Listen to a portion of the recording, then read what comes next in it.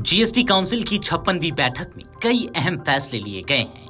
ये फैसले सीधे आपकी जेब और रोजमर्रा की जिंदगी को प्रभावित करेंगे।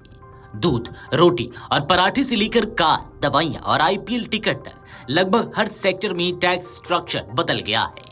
कुछ चीजें सस्ती होंगी तो कुछ पर टैक्स का बोझ जस का तस रहेगा। आइए जानते हैं सवाल जवाब के जरिए कि आखिर कौन सी राहत आपको मिली और कहां खर्च बढ़ सकता है। सबसे पहला सवाल, आईपीएल जैसे खेल आयोजनों की टिकट पर कितना जीएसटी लगेगा? 500 रुपए तक के टिकट पर पहले की तरह छूट रहेगी, लेकिन अगर टिकट की कीमत 500 से ज्यादा है तो उस पर 18% जीएसटी लगेगा। दूसरा सवाल, दूध और प्लांट बेस्ड दूध पर क्या असर होगा? सामान्य डेयरी दूध पहले से ही जीएसटी मुक्त था, अब यूएसटी दूध को भी छूट दे दी गई है।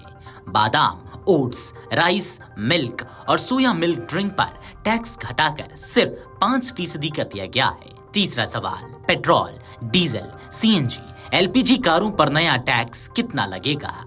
छोटी कारों जो कि पेट्रोल में 1200 सीसी, डीजल में 1500 सीसी तक और लंबाई 4000 मिलीमीटर तक पर जीएसटी 28% से घटाकर 18% कर दिया गया है।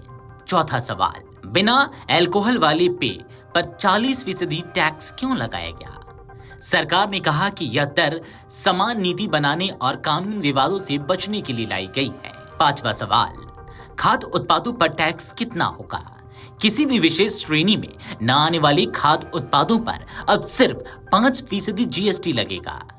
छठा सवाल, रोटी, पराठा और पिज्जा ब्रेड पर क्या फैसला हुआ है? सभी भारतीय ब्रेड यानी कि रोटी, पराठा, पिज्जा ब्रेड आदि को जीएसटी से पूरी तरह छूट दी गई है। सातवां प्रश्न, सौंदर्य और स्वास्थ्य सेवाओं पर नया टैक्स क्या है? अब इन पर 5% जीएसटी लगेगा, लेकिन इनपुट टैक्स क्रेडिट यानी कि आईटीसी नहीं मिलेगा। पहले यह दर 18% थी।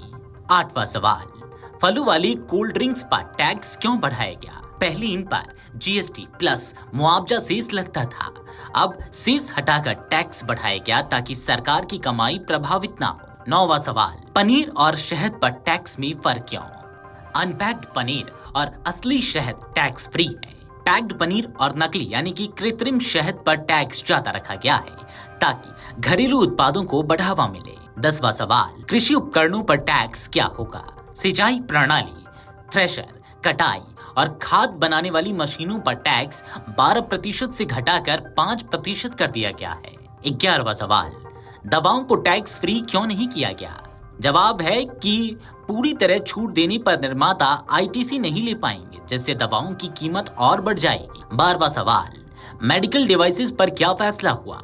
लगभग सभी चिकित्सा, सर्जरी, डेंटल और पशु चिकित्सा उपकरणों पर अब सिर्फ 5% जीएसटी लगेगा। 13वां सवाल, साबुन और शैम्पू पर नया टैक्स क्या है? टॉयलेट सॉप बार पर टैक्स घटाकर 5% किया गया है। फेस पाउडर, शैम्पू और शेविंग क्रीम पर भी अब सिर्फ 5% जीएसटी लगेगा। 14वां सवाल और आखिरी, छोटे ट्रैक्टर को पूरी तरह टैक्स फ्री क्यों नहीं किया गया? क्योंकि टैक्स पूरी तरह माफ करने से निर्माता आईटीसी का लाभ नहीं ले पाएंगे, इसलिए सिर्फ टैक्स घटाया गया है ताकि किसान को राहत मिले और उत्पादन पर असर न पड़े। जीएसटी काउंसिल के फैसलों का सीधा असर आम आदमी की जेब और उद्योग जगत की लागत पर पड़ेगा। दूध और रोटी जैसे रोजमर्रा के सामान पर राहत है, जबकि कार, पेय और सौंदर्य उत्पादों पर टैक्स ढांचा सरल किया गया है।